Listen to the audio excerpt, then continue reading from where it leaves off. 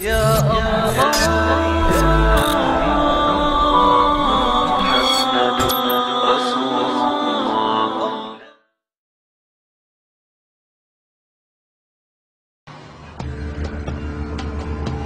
à Vilvoorde, à quelques kilomètres de Bruxelles, que nous sommes allés chercher les réponses. Au bout de cette zone industrielle se cache une usine très discrète, filiale d'un des plus grands groupes chimiques européens. On y fabrique l'un des additifs les plus utilisés par l'industrie, le E441, plus couramment appelé gélatine. Et le responsable commercial de l'usine, Michel Vandenberg, n'est pas peu fier de nous montrer tout ce qu'on arrive à fabriquer avec son produit miracle. Alors je vais vous montrer quelques exemples des principales applications de la gélatine. On a naturellement le secteur alimentaire qui est l'application la plus importante au niveau mondial. Alors vous avez ici tous les produits gélifiés. Le premier marché pour lui, ce sont les bonbons. Mais on trouve aussi sa gélatine dans des gélules pharmaceutiques, des pellicules photo et même des shampoings. Il y en a partout de produits finalement. Ce serait pas mal qu'il y en ait partout. Mais pour ça, il faut produire toujours plus. Alors ici, l'usine tourne à plein régime. Et la fameuse gélatine de Michel Vandenberg, la voici qui sort, tout au bout de la chaîne.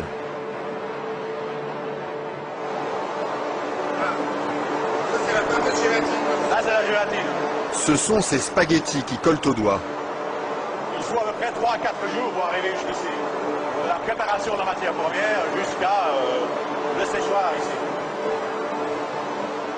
3 ou 4 jours de transformation dans les entrailles d'une usine où ces immenses cuves remplies d'acide et d'eau bouillante font régner une moiteur tropicale.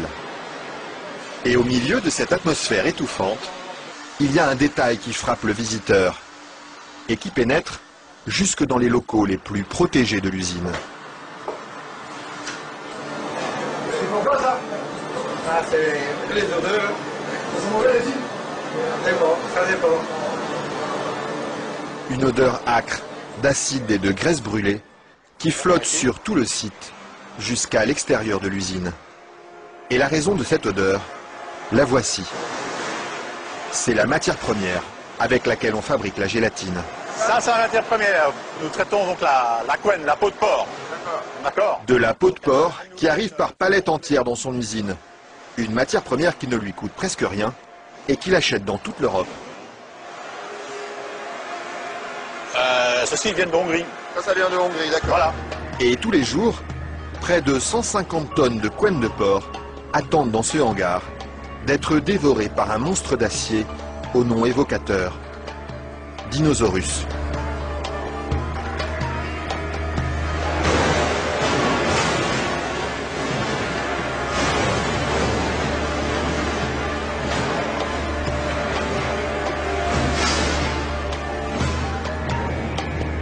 Grâce à cette matière première bon marché, Michel Vandenberg parvient à vendre sa gélatine à moins de 5 € le kilo.